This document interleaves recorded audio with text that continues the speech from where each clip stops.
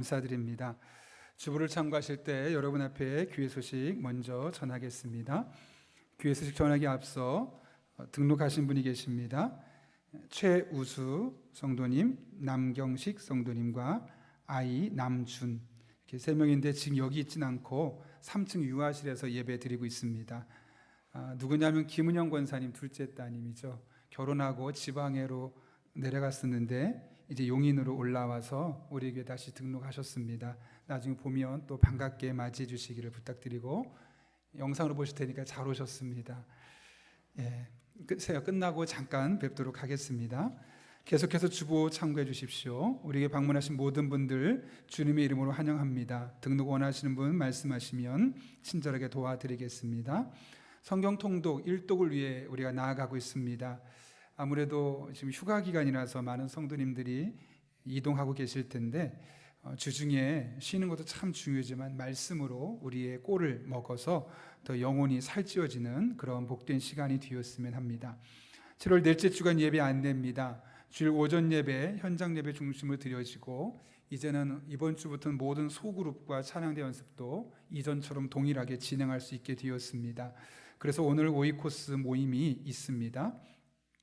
참고로 예배 가운데 오실 때는 우리가 항상 카메라로 온도 체크해 주시고 바코드 출결해 주시고 예배 시간에 마스크를 착용해 주실 뿐만 아니라 우리 적어도 용인영락교 교우분들은 밖에 나가서도 이렇게 마스크를 잘 쓰고, 그래서 이 사회에서도 모범이 되는 그런 그리스도인을 살 수 있었으면 좋겠습니다.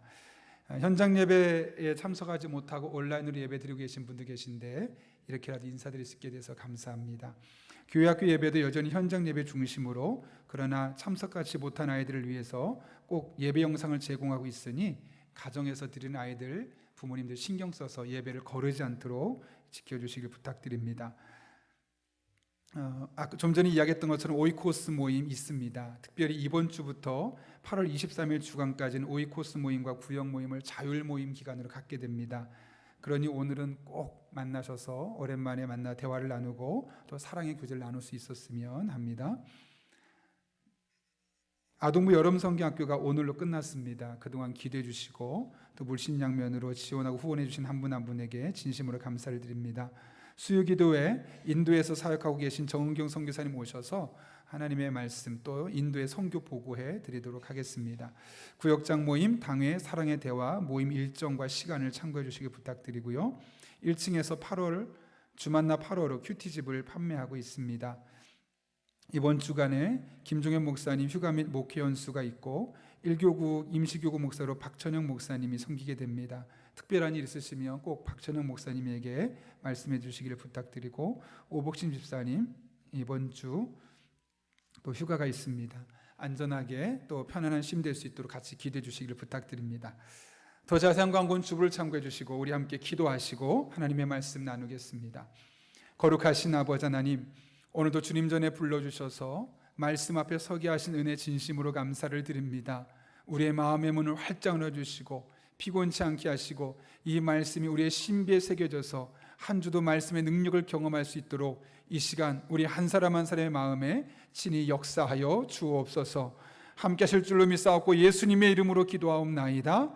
아멘. 우리 앞뒤 좌우에 있는 분 적어도 3분 이상 이렇게 인사하겠습니다. 제가 도와드리겠습니다. 이렇게 한번 인사하겠습니다.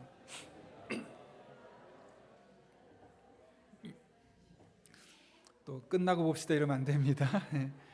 그래도 됩니다. 서로 돕고 하는 건데, 며칠 전에 저희 아이들이 유튜브로 찬양을 하나 듣고 있었습니다. 영어 제목으로 Waymaker, 우리말로 번역하면 길을 만드시는 분 정도로 번역할 수 있을 겁니다. 저도 그 찬양 가사만 듣다가 영상을 보고 너무너무 큰 감동이 있었는데, 그래서 우리가 이 시간 잠깐 한 2분 40초 정도 될 것 같은데요, 그 영상을 잠깐 보려고 합니다. 가사도 중요하지만 제가 여러분에게 보라고 말씀드린 것은 그분들이 찬양할 때 모습과 자세, 도대체 어떻게 이렇게 저렇게 찬양할 수 있을까, 그런 초점에서 우리가 영상 한 간 잠깐 보고 이어서 말씀 나누도록 하겠습니다.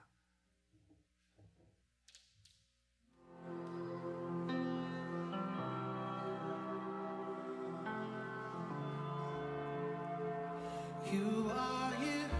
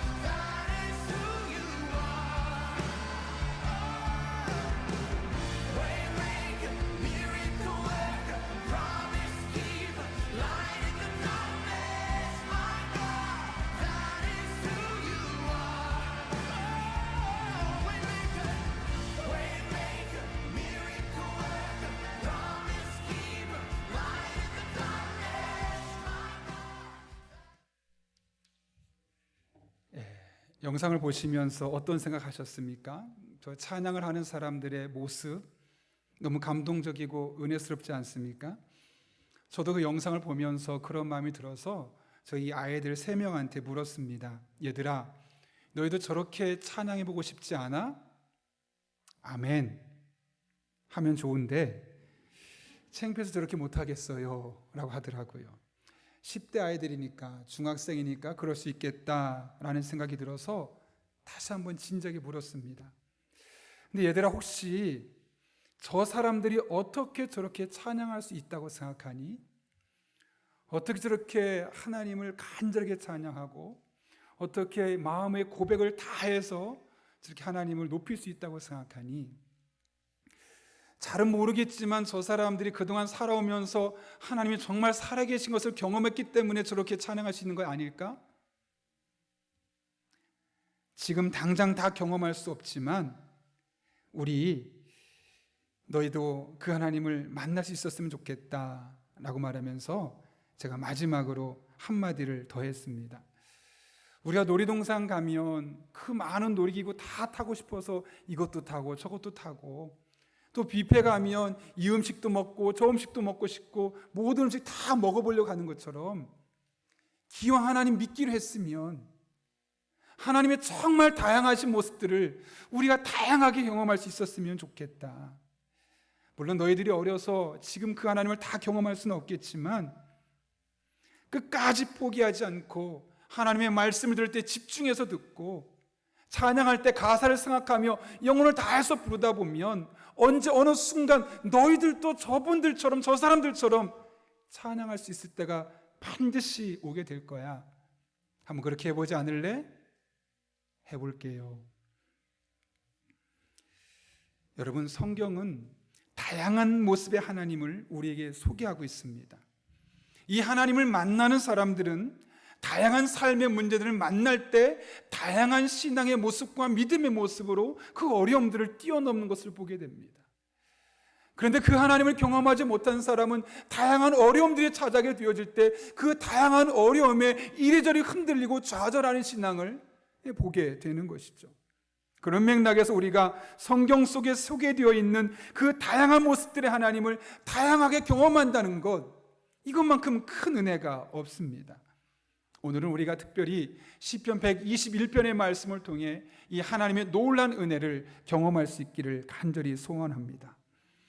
오늘 우리가 살펴볼 시편 121편은 너무 잘 알려진 말씀이죠. 특별히 시편 121편과 연관된 사람들이 참 많이 알려져 있습니다. 아마 들어보셨을 텐데요, 1967년 6월에 아랍과 이스라엘 간의 3차 중동 전쟁이 일어났습니다. 당시 이스라엘을 이끌던 모세 다얀 장군은 자기네 나라보다 100배나 많은 군사 무기를 갖고 있는 아랍군과 전투에 있었는데 이런 말을 남겼죠. 우리에게는 반드시 전쟁에서 승리할 수 있는 새로운 무기가 있습니다. 특별한 폭탄이나 무기가 있나 보다, 많은 나라가 그렇게 생각했을 때 이 모세에 대한 장군이 이렇게 말합니다. 우리를 승리하게 할 신병기는 바로 시편 121편 하나님의 말씀입니다. 여러분, 말이 됩니까? 우리보다 100배나 많은 전력을 갖고 있는데 싸우면 100전 100패가 너무나 자명한데 그것에 대고 뭐라고 말씀하냐면 우리는 승리할 수 있습니다. 왜냐하면 시편 121편이란 말씀, 이 신병기가 있기 때문입니다 라고 말한다는 것 참 어리석고 미련해 보이기까지 합니다. 그런데 이 말씀은 실제로 이스라엘에게 신병기로 역사했습니다. 그의 믿음대로, 또 같은 믿음을 갖고 싸웠던 군인들의 믿음대로 이 전쟁에서 이스라엘은 단 6일 만에 팔레스타인과의 전쟁에서 승리하게 되죠. 아프리카의 선교의 아버지라고 불리는 데이빗 리빙스턴이라는 분이 있습니다. 27살에 아프리카로 떠날 때 여러분, 그 부모라면 마음이 어떨까요? 27살 아들이 선교하겠다고, 그것도 선진 문명의 나라가 아니라 여러 가지 말라리아를 비롯한 다양한 질병 때문에 죽어가고 내전이 있는 그 아프리카로 떠나간다고 했을 때 그 아들을 보내는 부모의 마음, 능히 상상이 되지 않습니까? 그 부모님의 마음을 알아서 이 리빙스턴이 성경책을 가져가고 부모님 앞에서 시편 121편을 읽었습니다. 그리고 그 말씀대로 하나님 지켜줄 것을 확신하고 그 자리에서 함께 기도하고 선교길로 떠났습니다. 좀 전까지만 해도 걱정했던 부모님들이 그 말씀을 읽고 그 말씀 앞에 함께 기도하고 나서는 잘 다녀오라고 보낼 수 있게 되었죠. 리빙스턴 선교사가 아프리카에 사역하면서 정말 많은 위기가 있었습니다. 목숨 잃을 뻔한 위기도 많았습니다. 그때마다 그는 이 말씀을 꺼내 들고 읽어가며 그 위기와 힘든 상황을 이겨낼 수 있었던 겁니다. 실생 가수 중에 박종호 장로님이라고 아시죠? 풍채 좋으시고 찬양하면 큰 은혜를 끼치던 분이 암에 걸렸습니다. 죽음의 위기에서 너무너무 아파서 하나님 고쳐주세요도 아니고 하나님 살려주세요. 여러분 오죽 아프고 오죽 힘들었으면 고쳐주세요가 아니라 하나님 살려주세요라고 말했을까요? 하나님 저 좀 살려주세요. 죽겠어요. 살려주세요. 하나님이 고쳐주는 것이 아니라 그렇게 기도할 때마다 시편 121편이 자꾸 생각나게 하는 겁니다. 그럴 때마다 꺼내서 읽어보고 또 죽겠어요. 살려주세요. 또 시편 120편 말씀이 생각나게 하고 또 꺼내서 읽어보고 몸이 낫지 않았습니다. 근데 그 말씀을 계속 읽어가면서 그래 하나님 나를 지켜주실 거야 이런 마음으로 하나님 끝까지 붙들었을 때 마침내 하나님의 때 그 장로님의 암에서 고쳐주실 뿐만 아니라 지금은 그때 경험했던 은혜를 많은 곳을 다니면서 간증하고 있는 것을 보게 됩니다. 이외에도 수많은 사람이 이 시편 121편의 말씀을 읽고 묵상하는 가운데 힘을 얻었고 용기를 얻어서 자신의 삶에 찾았던 수많은 어려움들을 믿음으로 이겨왔습니다. 바라기는 오늘 우리도 이 말씀을 듣는 가운데 이 말씀으로 위로받고 이 말씀으로 용기를 얻어서 여러분의 힘든 시간을 견디고 이겨내는 그런 주의 종들 될 수 있기를 예수님의 이름으로 축원합니다. 시편 121편은 성전에 올라가는 노래라고 해서 시편 120편에서부터 135편까지 말씀 중에 두 번째 기록된 시편입니다. 이스라엘 백성은 1년에 3번 예루살렘으로 가서 하나님을 예배했는데 그때마다 불렀던 노래가 바로 이 성전에 올라가는 노래였습니다. 그런데 한 가지 기억해야 될 것은 성전에 올라가는 노래이기 때문에 우리가 지금 시편 121편을 성전에 올라가는 노래로만 인식하고 있지만 원래 이 시편 121편이 어떤 상황 안에 쓰여져 있는지를 우리가 알게 되면 이 말씀의 의미를 좀 더 선명하게 깨달을 수 있게 되는 거죠. 여러분 어떤 상황에서 이 시편 121편 말씀이 쓰여지게 되었을까요? 오늘 본문 1절은 이렇게 말합니다. 같이 한번 읽겠습니다. 시작. 내가 산을 향하여 시편 저자는 고백하고 있습니다. 나의 도움이 어디서 올까? 이 말은 무슨 말일까요? 힘들다는 거죠. 아프다는 거죠. 너무너무 좌절된다는 거죠. 누군가 나를 도와줬으면 하는 마음이 있다는 거죠. 정확히 어떤 상황인지 우리는 알 수 없겠지만 적어도 이 시편을 기록할 때 이 저자의 마음이 얼마나 힘들었을지 얼마나 낙심되었을지 우린 능히 짐작할 수 있습니다. 그렇다면 여러분 어떤 상황이었을까요? 학자들은 둘 중에 하나일 것이다 라고 생각하는데 첫 번째는 출애굽한 이스라엘 백성들이 그 유다 광야를 지나서 가나안 땅에 들어가기 바로 직전에 있었던 상황, 그때 그 힘든 시간을 보내고 난 상황이었다고 말을 하고, 또 한 사람들은 70년 동안 바벨론에서 포로 생활했던 그들이 예루살렘 성으로 귀환하는 과정에 썼던 시편이라고 말하기도 합니다. 둘 중에 어떤 것은 상관없습니다. 그런데 이 둘을 선택해서 우리가 볼 수 있는 내용이 무엇입니까? 어떤 내용을 선택하든 중요한 것은 시편의 저자가 지금 이 시편을 쓰는 상황이 너무나 고통스러워서 지치고 쓰러질 것 같았을 때 이 시편을 쓰게 되었다는 사실만큼은 변하지 않습니다. 그 고통 속에서 이 시편의 저자는 말합니다. 도대체 누가 나를 도와줄 수 있을까? 아무도 나를 도와주는 사람 없고 나 혼자 이렇게 힘겹게 쌓아가고 있는데 누가 나를 도와줄 수 있을까? 그런데 잠시 시간을 지나서 보게 되니까 그는 누군가 나를 도와줄 수 있는 존재가 있음을 깨닫게 됩니다. 그것이 바로 본문 2절 말씀인데 우리 본문을 볼 때 제가 한번 읽겠습니다. 나의 도움은 천지를 지으신 여호와에게서로다. 나의 도움은 천지를 지으신 여호와에게 있다. 시편의 저자는 천지를 창조하신, 하늘과 땅을 만드신 하나님께서 나를 도와줄 것임을 확신하고 있는 겁니다. 여러분, 이 당시에 천지를 만들었다는 게 무엇을 의미할까요? 이 세상에 아무것도 없을 때 무에서 유를 만들어내신 하나님, 있는 것을 가지고 내게 나눠주는 정도가 아니라 없으면 만들어서라도 내게 줄 수 있는 그 능력을 갖추신 하나님, 바로 그 하나님이 나를 도와주실 것임을 그는 확실하게 믿음으로 고백하고 있는 것이죠. 그렇다면 여러분, 천지를 창조하신, 무에서 유를 만들어내신, 없는 것은 만들어서도 우리에게 줄 수 있는 그 하나님께서 우리 삶에 어떻게 역사하십니까? 어떻게 일하십니까? 오늘 본문 3절부터 8절까지의 말씀에 하나님이 어떻게 일하시는지가 기록되어 있는데, 우리 함께 단어 하나를 생각하면서 천천히 한번 읽어보겠습니다. 같이 읽습니다. 여호와께서 너를 실족하지 아니하게 하시며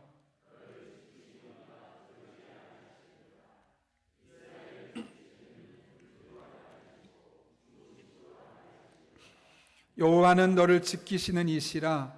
여호와께서 내 오른쪽에서 내 그늘이 되시나니 낮의 해가 너를 상하게 하지 아니하며 밤의 달도 너를 해치지 아니하리로다. 여호와께서 너를 지켜 모든 환난을 면하게 하시며 또 내 영혼을 지키시리로다. 여호와께서 너의 출입을 지금부터 영원까지 지키시리로다. 아멘. 여러분, 3절부터 8절까지 계속 반복되는 단어가 있죠. 뭡니까?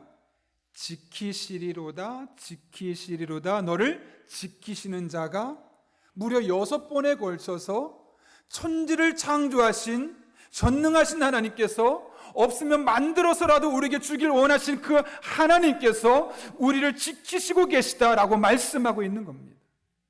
특별히 오늘 본문 7절과 8절 말씀 보게 되면 세 가지 영역에서 우리를 지켜주고 있음을 말씀하죠. 7절에 뭐라고 말씀하십니까? 여호와께서 너를 지켜 모든 환난을 면하게 하시며, 우리 예수 믿는 순간 우리의 삶에는 어떤 고통도 없구나, 힘든 일이 없구나 라고 생각한다면 오산입니다.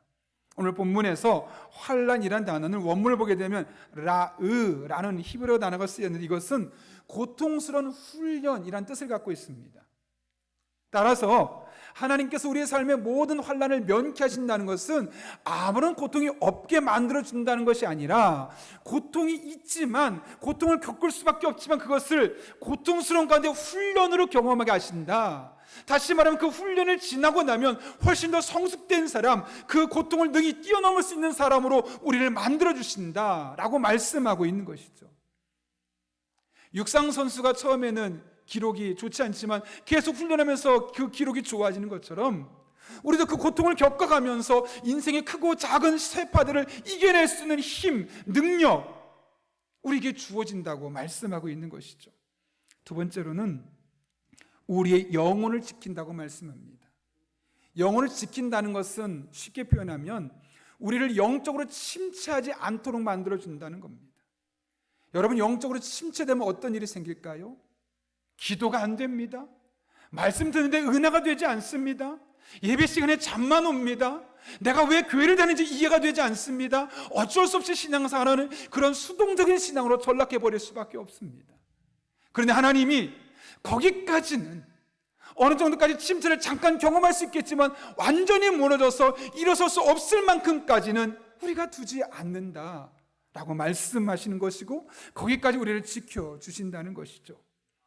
세 번째로는 우리의 출입을 지켜주신다는 겁니다. 출입은 아침에 나가죠. 직장을 하려고 집에서 나아갑니다. 일 다 끝나고 집으로 들어옵니다. 그게 출입입니다. 출입을 지켜주신다는 이야기는 우리의 소소한 일상, 아침에 집을 나가서 밤에 집에 들어올 때까지 우리 삶의 크고 작은 일들이 일어나는 그 현장 가운데 하나님이 우리를 지켜주신 은혜가 있을 것임을 분명하게 말씀하고 있는 겁니다. 전능하신 하나님께서, 천지를 만드신 하나님께서, 없으면 만들어서도 우리의 은혜 베풀기 원하신 그 하나님께서 우리를 이렇게 지켜주시고 보호해 주신다고 말씀하시는 겁니다. 그래서 그 하나님의 도우심 때문에 우리의 삶에 고난이 있을 수 있지만 우리는 그 고난을 이겨낼 수 있는 것이고, 우리가 이 고난의 과정을 뛰어넘어서 한 단계 더 성숙한 신앙인으로 살아갈 수 있게 되는 것입니다. 여러분 혹시 내게 남은 사랑을 드릴게요 아시나요? 배덕환이 아니라 장혜리 씨가 부른 겁니다. 80년대 중반에 이 노래 하나로 일약 스타덤에 올랐던 아주 유명한 가수입니다. 그녀가 지금은 안성에서 아주 자그마한 개척교회를 섬기고 있다고 그래요. 제가 최근에 그녀가 썼던 간증문을 읽어봤는데, 고등학교 때부터 교회를 다녔습니다. 그런데 예수님이 너무 좋아서 인격적으로 만나서 교회를 다닌 것이 아니라 어쩔 수 없이 친구를 따라서 다니다 보니까 교회를 그냥 꾸준히 다니게 되었던 겁니다. 그러나 그녀의 마음에 제대로 된 신앙이 있을 리가 없죠. 나중에 누군가 물어보면서 당신 종교가 무엇입니까? 예, 기독교입니다 라고 말하지만, 교회를 다니고 기독교라고 말하지만 하나님에 대해서 알지 못하고 예수님에 대해서 제대로 알 수 없고 그냥 교회를 왔다 갔다 하는 신앙인의 수준에 머물러 있었던 겁니다. 그런 상황 가운데 이 연예인 생활이 시작된 거죠. 당연히 인기가 높아질 수밖에 없었죠. 돈은 점점 많아질 수밖에 없죠. 그러나 하나도 전혀 행복하지 않았다고 합니다. 연예인이기 때문에 사람을 제대로 만날 수 없어서 말할 수 없는 고독감, 외로움을 느낄 수밖에 없고, 또 돈이 모이다 보니까 그 돈을 노리는 사람들 때문에 사기를 당한 일도 또 적지 않게 당할 수밖에 없고, 그걸 누구한테 하소연해야 되는데 하소연할 사람도 없고, 그 마음에 당연히 우울증이 생길 수밖에 없는 겁니다. 더 큰 문제는 그녀가 하나님을 무서운 하나님, 두려운 하나님으로 알고 있었다는 겁니다. 여러분이 그러니 힘든 일이 있으면 우리처럼 하나님 도와주세요, 저 정말 어려워요, 이렇게 가야 되는데 하나님 무서운 겁니다. 못 가는 겁니다. 힘들어도 기도할 수 없는 것이죠. 그렇게 사람에게 도움도 체험하지 못하고 하나님께 도움도 구하지 못하는 상황 속에서 점점점 우울증은 깊어갈 수밖에 없고, 스스로 목숨을 거의 끊을 지경에까지 이를 정도로 거의 인생의 마지막 판까지 가게 되었던 겁니다. 그러던데 2004년 4월달 어느 주일 예배를 참석했는데, 그 예배에서 그녀의 생각이 180도 바뀝니다. 지금까지 하나님은 무서운 하나님, 내가 잘못하면 책망하고 내가 조금만 실수하면 심판하신 하나님, 내가 하나님께 뭐 도와달라고 기도하면 겨우 그런 거 갖고 나한테 구하냐고, 그렇게 엄한 하나님을 생각했는데 설교 말씀 듣다 보니까 하나님은 따뜻한 하나님이구나, 나를 지켜주신 하나님, 나를 보호하신 하나님, 마치 엄마가 아이를 보호하듯 나를 그렇게 보호해 주신 하나님이구나 라는 것을 처음으로 그 예배 가운데 깨닫게 되었던 겁니다.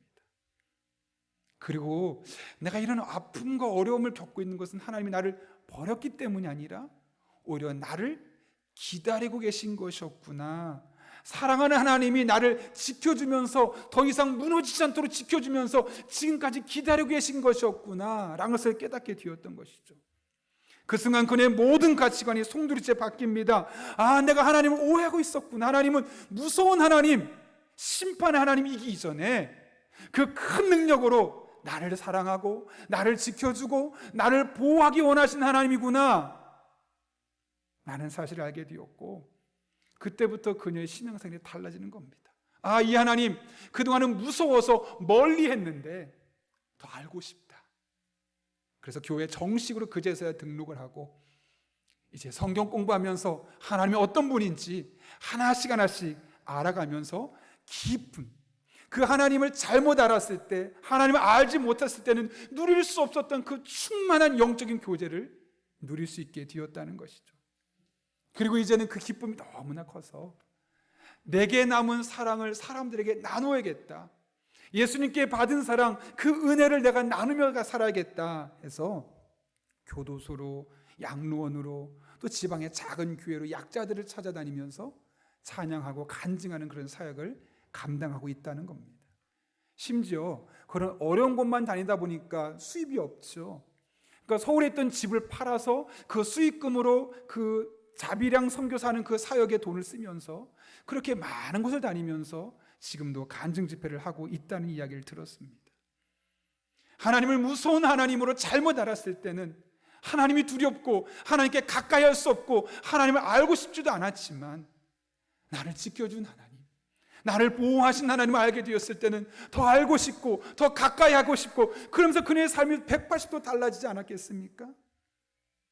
전능하신 하나님, 그 능력이 있으실 뿐만 아니라 그 능력으로 우리를 지켜준 하나님을 우리가 제대로 알기만 하면 우리 또한 이 장인의 씨가 만났던 하나님을 우리 또한 만날 수 있게 되는 것이죠. 바라기는 여러분의 삶에서도 이 천지를 만드신 하나님, 이 전능하신 하나님, 여러분이 구할 때 없으면 만들어서라도 역사하신 그 하나님, 그 하나님의 지켜주신 것, 보호하심이 여러분의 매일매일의 일상 속에 늘 경험될 수 있기를 예수님의 이름으로 축원합니다. 그렇다면 이 은혜를 우리가 어떻게 경험할 수 있을까요? 오늘 본문 1절이 그 비결을 우리에게 말씀합니다. 1절 다시 한번 읽겠습니다. 시작. 내가 산을 향하여, 지금 뭐라고 말씀합니까? 내가 산을 향하여 내 눈을 들겠습니다 라고 고백하고 있습니다. 도대체 산이 무엇이길래 그가 그렇게 말하고 있을까요? 내가 정말 도움이 필요한데 아무도 도와주지 않는데 그 순간 다른 사람의 손을 붙드는 것이 아니라 내가 산을 보겠습니다, 내 눈을 들어 산을 바라보겠다고 선언하는 이유, 여기서 말하는 산은 시온산입니다. 시온산은 성전이 있는 곳이죠. 성막이 있는 곳이죠. 하나님이 이스라엘 백성을 만나주시는 곳이 바로 그 시온산이었습니다. 따라서 내가 산을 향하여 눈을 들리라, 이 말은 그냥 산을 쳐다보겠습니다라는 말이 아니라 하나님을 바라보겠습니다, 나를 만나주신 하나님, 그 하나님 바라보고 그 하나님을 의지하겠습니다. 아무도 나를 도와주지 않는데, 나의 도움이 어딘지 아무도 찾을 수 없는 이때 나는 하나님만 바라보고 하나님만 의지하겠습니다 라고 믿음으로 고백하는 것과 다르지 않다는 것이죠. 그리고 이렇게 하나님을 바라볼 때 천지를 만드신 하나님의 도우심이, 그 보호하심과 지켜주심이 바로 우리에게 경험될 수 있는 것이죠. 이 같은 사실을 깨달았던 예레미야는 예레미야 17장 5절부터 8절까지 말씀에서 이렇게 믿음으로 선언합니다. 세 번역인데요, 우리 한번 천천히 읽어보겠습니다. 같이 읽습니다. 나 주가 말한다. 나 주에게서 마음을 멀리하고 오히려 사람을 의지하며 사람이 힘이 되어 주려니 하고 믿는 자는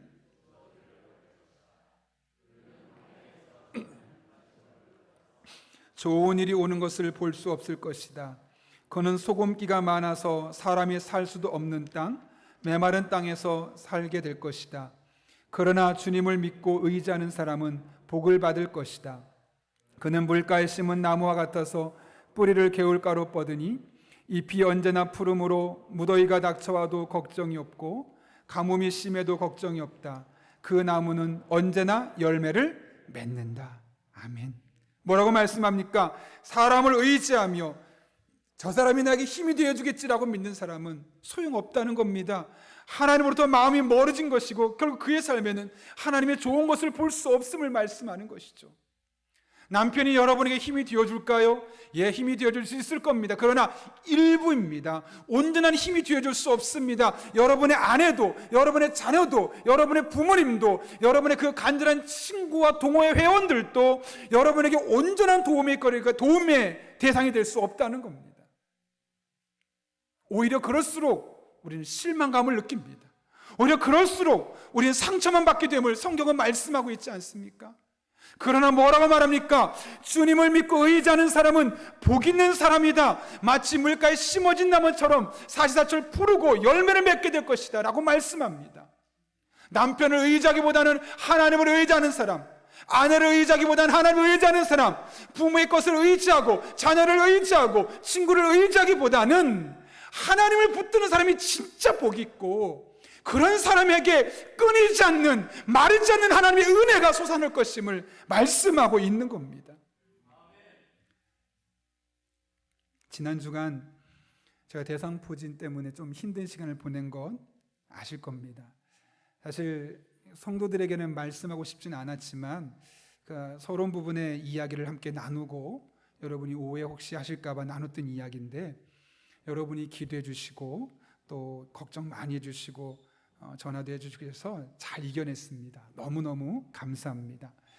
근데 그 한 주 동안 제가 많은 것을 깨달았는데 그 중에 한 가지만 여러분하고 나누려고 합니다. 대상포진이 피부로 오고 신경으로 한꺼번에 두 가지가 같이 왔습니다. 피부로 온 거는 약을 먹으니까 금방 조금씩 좋아지더라고요. 근데 문제는 이 근육의 복근에 있는 것 중에 신경으로 온 겁니다. 이거는 얼마나 아픈지 운전하다가 조금만 덜컹해도 배가 끊어질 것처럼 아파서 뛰지도 못했습니다. 살짝 걷고 조금만 걸어도 몸이 진동만 하도 아파서 움직이기 힘들 정도로 너무너무 아픈 시간이 있었습니다. 빨리 나아야겠다라는 마음에 병원에서 준 약을 꼬박꼬박 시간을 맞춰서 챙겨 먹고 일부러 하루에 잠도 2번, 3번 자고 아무 생각도 안 하고 그냥 잠자고 먹고 약 먹고 이것만 한 2, 3일 계속 했습니다. 그런데 화요일이 되고 수요일이 되어도 토요일부터 약을 먹었는데 아무런 차도가 없는 겁니다. 피부에 긁힌 것, 피부에 있었던 발진은 조금 사라졌는데 이 근육이 땡기는 건 이거는 너무나 아픈데 낫지가 않는 겁니다. 며칠 뒤면 출근해야 되는데 어떡하지? 하다가 방에 있다가 잠깐 의도치 않게 무릎을 꿇었는데 그 순간 하나님이 생각났습니다. 아, 내가 그동안 기도를 안 했네. 4일 동안 5일 동안 열심히 약은 먹고 열심히 잠을 자고 아무 생각 안 하긴 했는데 더 중요한 기도를 안 했네. 그런 생각이 드는 겁니다.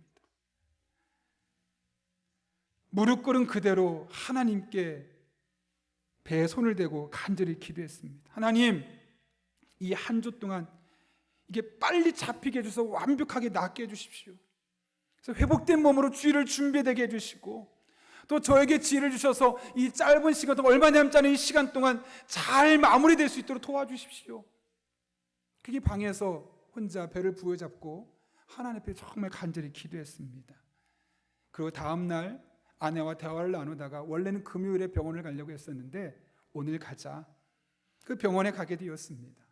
병원에 가서 검사했던 결과를 다 듣게 되고 또 비타민 D 주사도 맞게 되고 그러면서 이제 집으로 돌아오는데 그때부터 신기하게 그 전날까지 너무너무 아팠던 배가 언제 그랬냐는 듯이 하나도 아프지 않은 겁니다. 그 신경 때문에 조금만 빨리 걸어도 배가 아팠는데 그게 멀쩡해진 거죠. 그리고 옆에 있었던 수포가 생겼던 부분도 거의 다 낫게 되고 그렇게 생각보다 빠른 시간 안에 거의 완벽하게 빠른 회복을 보여서 이렇게 여러분 앞에 나와서 주일 예배를 서게 되었습니다. 참 감사한 이야기였습니다. 근데 오해는 하지 마십시오. 나는 기도했는데 왜 응답이 없지? 혹시 나는 하나님이 나를 버린 거 아니야? 그렇지 않습니다.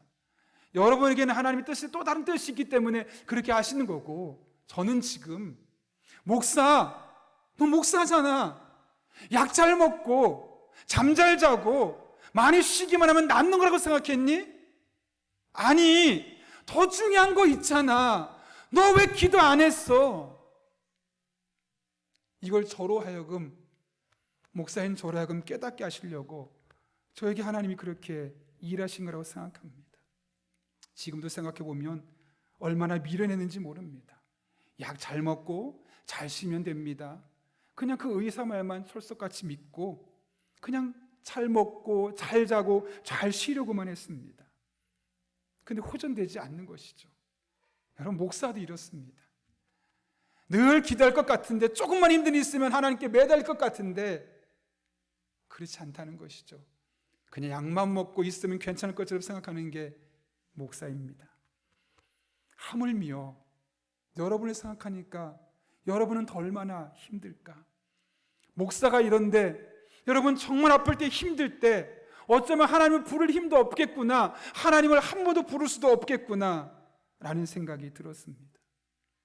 그런데 제가 어떻게 기도하게 되었습니까?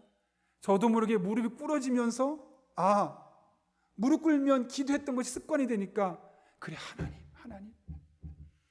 하나님께 부르짖어야지, 하나님의 도우심을 구해야지, 그러면서 하나님을 바라보게 되고 하나님을 의지하게 되고 그렇게 하나님께 기도하는 순간 하나님이 지혜를 주시고 하나님 환경을 바꿔주시면서 빠른 시간 안에 회복을 경험하게 된 것 아니겠습니까?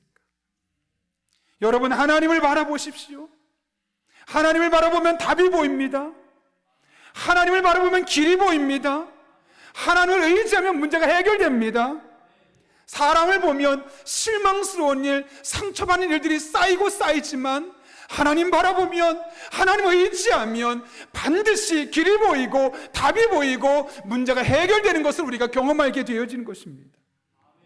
그런 의미에서 여러분, 이 한 주간 저는 여러분이 시편 121편 말씀을 매일 아침마다 읽었으면 좋겠습니다. 내가 산을 향하여 눈을 들리라. 나의 도움이 어디서 올까? 나의 도움은 천지를 지으신 여호와에게서로다. 여호와께서 너를 실족하지 아니하게 하시며 너를 지키시는 이가 졸지 아니하시리로다. 이스라엘을 지키시는 이는 졸지도 아니하시고 주무시지도 아니하시도다. 여호와는 너를 지키시는 이시라. 여호와께서 내 오른쪽에서 내 그늘이 되시나니 낮에 해가 너를 생하게 하지 아니하며 밤의 달도 너를 해치지 아니하리로다. 여호와께서 너를 지켜 모든 환난을 면하게 하시며 또 내 영혼을 지키시리로다. 여호와께서 너의 출입을 지금부터 영원까지 지키시리로다. 이 말씀을 아침마다 읽고 하나님, 이 은혜가 오늘 저에게 임하게 하여 주옵소서. 저를 도와줄 사람이 없습니다.